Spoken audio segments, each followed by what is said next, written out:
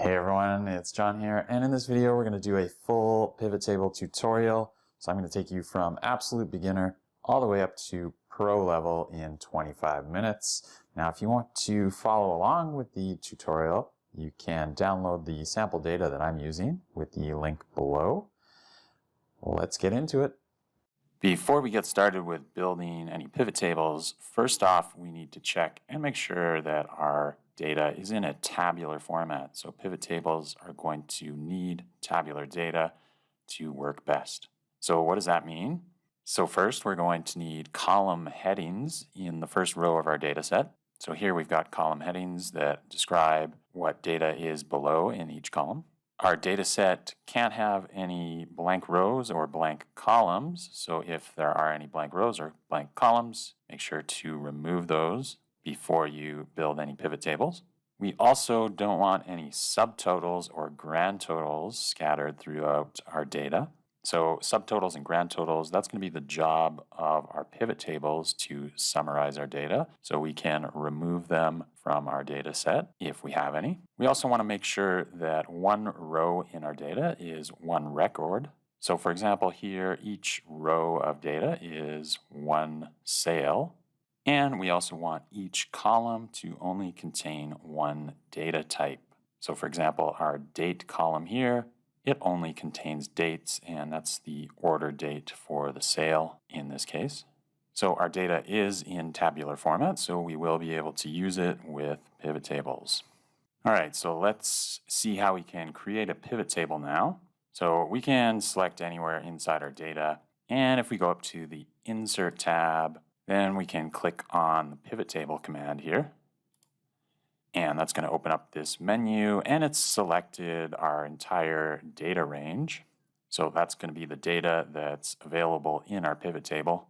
But the problem here is you can see that it's a hard-coded range. So later on, if we want to add more data into our pivot table, then we're going to have to update this range. So I'm just going to cancel this, and I'm going to show you a better option. So let's cancel that, and we're going to go back up to the Insert tab, and we're going to create a table for our data set. So let's click on the table command here. And again, it's going to select the data. So this is the data that we want to place inside our table object. It's also identified that our data has column headers. So we're going to leave that checked, and we can press OK. And Excel has placed our data inside a table. So we can tell it's a table because of the formatting, but also when we select any cell now, we're going to see a table design tab up in our ribbon. And here we'll be able to restyle our table if we want. So let's give it a more subtle style. And more importantly, we can also name our table here. So right now it's just been named Table 1 as a generic default name. Let's change that to Sales and press Enter to rename it.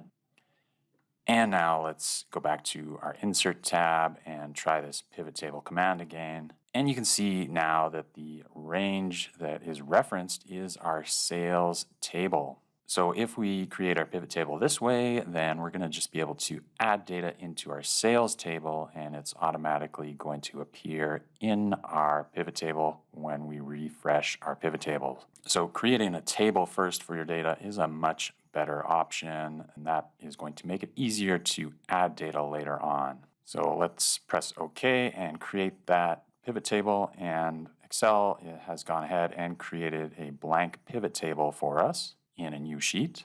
And when we've got our blank pivot table selected, in the ribbon we're going to see two new tabs. So we're going to see an Analyze tab and a Design tab. And we should also see a pivot table fields menu on the right hand side. Now if you don't see that, just head up into your Analyze tab and you can toggle on or off that field list. Now your pivot table field list might look a little different, and you can head into the settings here, and likely you're using the default option to show the fields on top and then the pivot table areas below. A slightly better option is the fields section and the pivot table areas side by side. It's just going to give you a little bit more room. If you have a lot of fields in your data, then they can be listed all in the longer section here. So let's build our first pivot table now. So to build a pivot table, you're going to use the pivot table fields window, and it's a process of dragging various fields into the empty areas here, the filters, columns, rows, and values areas. And depending on which type of data you add into which area, it's going to do different things.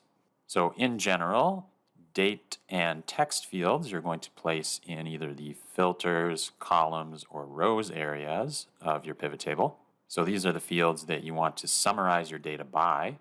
And then you're going to place numeric fields in the values area. So these are the fields that you want to summarize. So first, let's add our country field from our data into the rows area. So we can click and drag that into the rows area.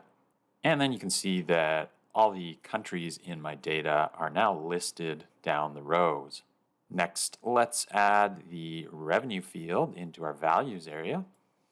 So click and drag that, and then we can see that now we've got our revenue summarized by country. And when you add a numeric field into the values area, this is automatically going to create a sum. And if you want to, you can left click on the field and open up the value field settings menu. And this is where you can change the summarization type. So there's options like sum, count, average, max and min, etc. So maybe we want the average revenue. Let's try that. Press OK. And now we've got an average in our pivot table. Let's just open that back up again and change that back into a sum. Press OK. And now we've got our sum back. And let's also add the category field into our columns area. And so now we've got all the categories from our data set listed across the columns. So now our sum of revenue is being summarized by country down the rows and category across the columns. And let's check out the filters area. So let's add our state field into the filters area. And then our pivot table gets this filter section on top. And if we head over there and click on this, then we're able to filter down our data based on the state. So we can select a single state and press OK. And now just data from Alabama is going to be showing up in our pivot table. There's an option here to multi-select items. So now we can pick a few states and see that data in our pivot table. And if you want to remove a field from your pivot table, you can just click and drag it out of the pivot table fields window, and that's going to remove it from our pivot table. And of course, changing around the look of your pivot table is really easy. So for example, we can move our categories field down to the rows area. And now for each country, we have the categories listed below. We can switch the order of these. So I'm just going to drag country down. And now for each category, all the countries are listed below. And I'm just going to remove country and category. And let's add in our date field and see what happens. So let's click and drag our date field into the rows area. And when we have a date field, something special happens. What the pivot table creates is a years, quarters, months field automatically. And this way you can summarize your data by either year, quarter, or month. And we don't actually need the date field anymore to use those, so we can remove that from our rows area. And let's say I only want to keep the years and months field in there. And let's click on this button to expand that. Now we have each month listed under each year. Let's just remove our date fields completely. And I'm going to add back in my country field. The other option, instead of clicking and dragging, you can click on this checkbox here. And then text fields are automatically going to go into the rows area when you do that.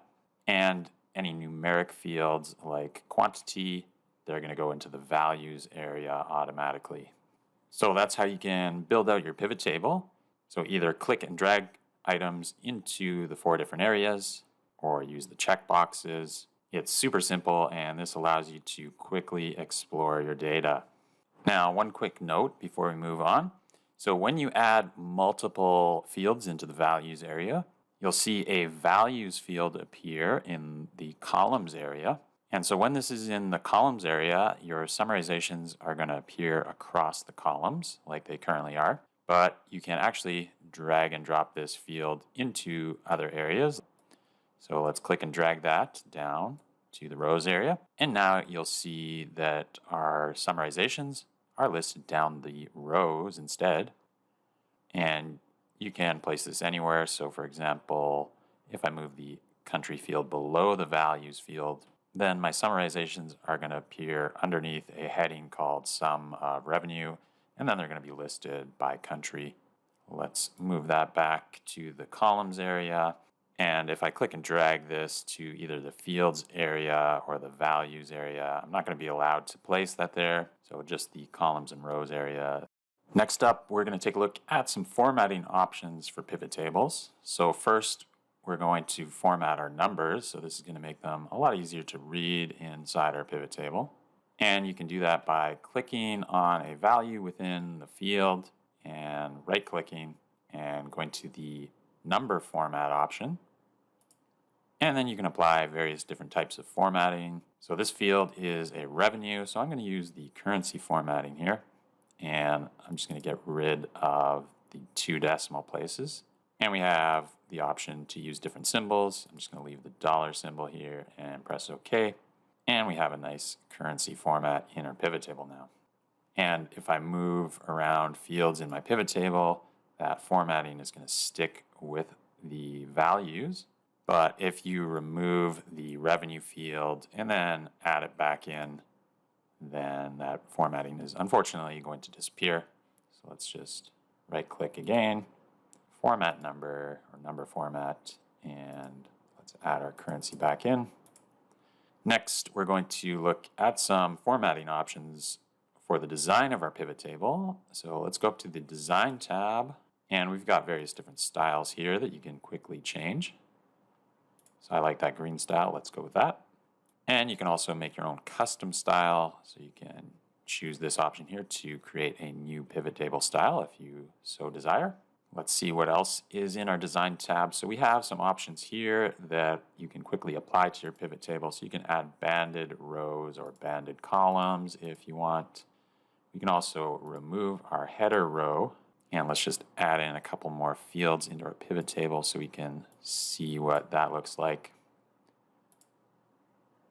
And we can also remove column headers.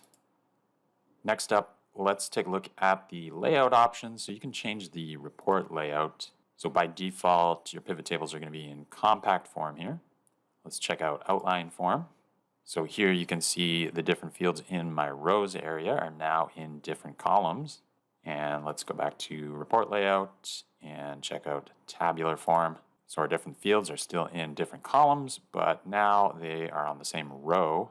And you'll notice that our first field, categories, here is only listed once. You can actually change this so that it's repeated throughout the pivot table. So let's click on that, and now we've got our first field listed down the rows as well. We also have options here for grand totals, so you can turn them off for both rows and columns. You can turn them on for both rows and columns, or you can only turn on rows or only columns. We also have a few different subtotal options. So if you have multiple fields, then you can have subtotals. So we can turn them off completely. We can show all of them at the bottom, or we can show our subtotals at the top. And let's go back to our report layout and put that in compact form. So there, they're at the top, the subtotals, and now they're at the bottom.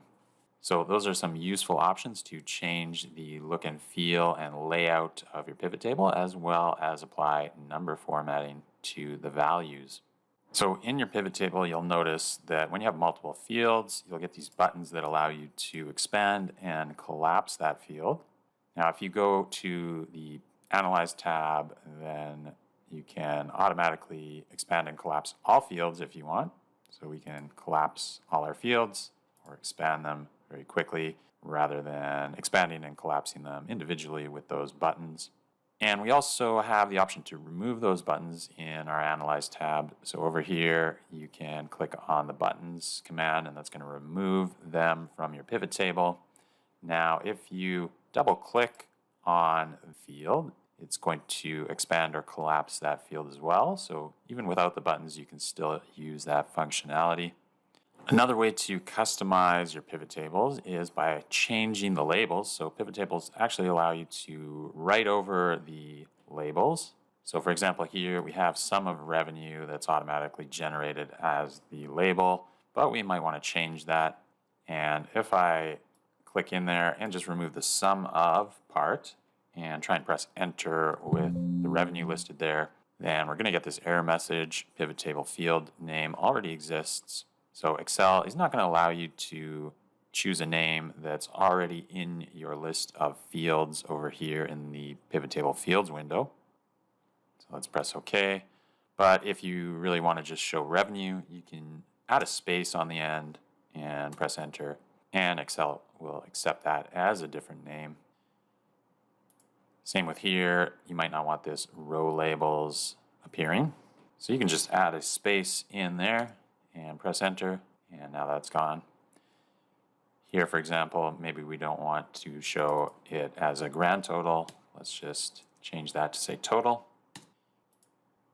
And even items within your pivot table you can change. So for example, maybe here instead of vests, I'm just going to press F2 and edit that.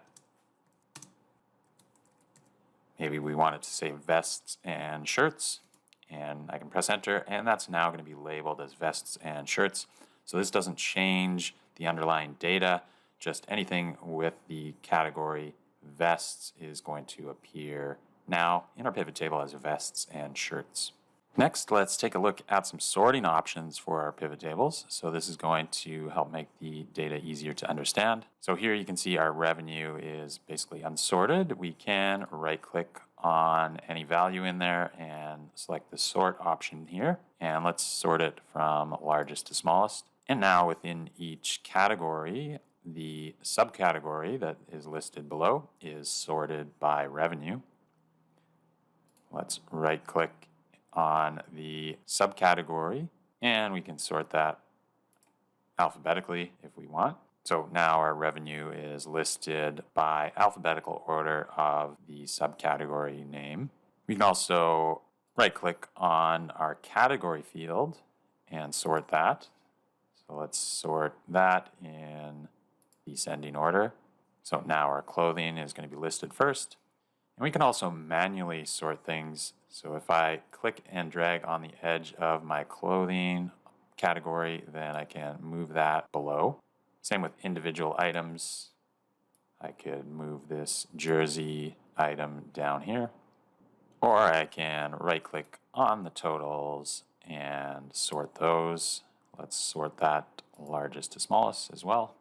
And then within each category, I'm also going to sort that largest to smallest. So that's how you can sort your pivot tables, and it's definitely going to help you understand your data better. Next up, we're going to take a look at the show values as options. So this is a super useful feature in pivot tables, and most pivot table users don't know about this as it's a bit hidden. So let's take a look. But first, I'm just going to add a second revenue field into my values area. And now I'm going to right-click anywhere on that field, and you'll be able to see a show values as option here. And right now there's no calculation applied, but let's check out percent of grand total. And I'm just going to right-click and format that and remove a decimal place. And you can see that what it's doing is showing the percentage of the grand total now in the pivot table. So for example, helmets, about 5 million, is 6.7% of our total revenue of 76 million. So each item in our pivot table will add up to 100%. So for example, here our percentage of bike sales and accessories and clothing, that should all add up to 100%. Let's right click and show values as, and we're going to do show values as a percent of parent. And here we're going to do our base field as the category and press OK. And what that's going to do is now we're going to get a percentage based on the total within a category. So for example, bottles and cages, revenue of 1.2 million is 9.3% of the total revenue of 13.5 million. So there's a lot of options available here in the show values as calculations. So you should definitely try these out and see what some of them do. Next up, let's see how we can add data into our pivot table. So I'm just going to press Control and down to get to the end of my data set here. And actually, if I press Control and down again, I've got some data that's outside of my table. And so what I'm going to do is add this data into the table and then refresh our pivot tables, and we should see this data come through. So this is the data for Germany, which is currently not part of our data set. So I'm just going to press Control A, and that's going to select my entire Germany data. And then I'm going to click and drag on the edge and bring it up to my table. And if I just place it right underneath where the table ends, then my table object is going to absorb that data. So now it's inside the table called sales. And I can head back to the sheet that has my pivot table. And first of all, I'm going to remove the categories from my row area. And I'm going to place in the country field. And let's just get rid of that second revenue field as well. And so you can see that Germany is not currently listed in there. But if we right click and refresh our pivot table, then that new data is going to come in. Next up, I'm going to show you an alternate way to create a pivot table. So we saw how to create a blank pivot table, but we can actually create a pre-built pivot table. So if we go up to the Insert tab, then we can use this option here, Recommended Pivot Tables. And again, it's selected the sales table as the source data. And then it's going to list a bunch of possible pivot tables that you might be interested based on your data. So for example, here we've got revenue by product and country. And if one of these interests you, you can place it on an existing sheet, or you can create a new sheet and place the pivot table in there. So let's add this one into a new sheet. And then we get a pivot table with the revenue already inside the values area, and then our product is listed down the rows, and country is across the columns. So that's an alternative way to build a quick pivot table based on Excel's recommendations. Next up, we're going to take a look at slicers. So this is a visual way to filter your pivot tables. And this is going to be a better option than using the filters area in your pivot table fields window. So you can add a slicer in the Analyze tab. There's an option here to insert a slicer. Let's click on that. And it's going to open up this menu that lists all the fields in your pivot table. And you can select the ones that you want to add a slicer for. So let's try adding a slicer for the country field. And let's press OK. And that's going to add in this slicer object. And you can see that it lists all the countries. And if you click on one, then it's going to filter the data in our pivot table down to that item. So right now our pivot table is only showing the data for France, and now it's just showing the German data. And you can hold the Control key, and that's going to allow you to select multiple items in the pivot table. Or you can turn on the multi-select mode for the slicer, and then that's going to allow you to select multiple items without holding the Control key. And you can reset the slicer up here. There's a button to clear the filters, and then all of your data is going to now show. Also with slicers, when you select the slicer, you're going to see a slicer tab appear in your ribbon. So let's go up there and check it out. And you're going to be able to change the slicer style from here. So you can select another option, and you can create your own style if you don't like any of the presets there. Now the other interesting option here is this columns option. So that's going to allow you to change how many columns appear in your slicer. So right now there is a single column with all the countries listed in it. So let's change that to 2, and you can see now that we've got 2 columns of items in our slicer. And so you could get a horizontal layout if we increase this to 6, since we have 6 countries in our data set. And now we've got a slicer with a horizontal layout of buttons. Let's change that back to 1.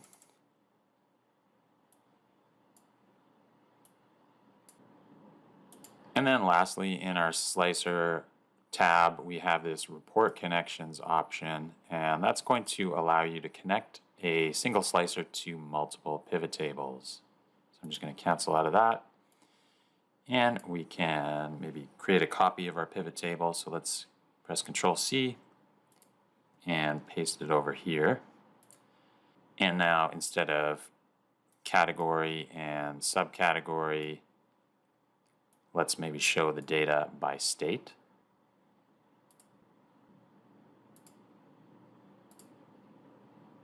And you can see that both pivot tables are updating based on this slicer. So I'm just going to select my slicer and go to the Slicer tab and open my report connections. And here I'm going to deconnect my second pivot table. Let's press OK. And now we have my slicer that's only connected to the first pivot table, and my second pivot table there is unaffected. So this is going to allow you to choose which reports are affected by which slicers. So that's a quick introduction to pivot tables in Excel. They're a super quick and easy way to explore your data and create summary reports. And congratulations, because you now know more than 99% of Excel users about pivot tables. If you enjoyed this video, make sure you hit the thumbs up and subscribe to the channel for future Excel videos like this one. That's it for this video. We'll see you in the next one.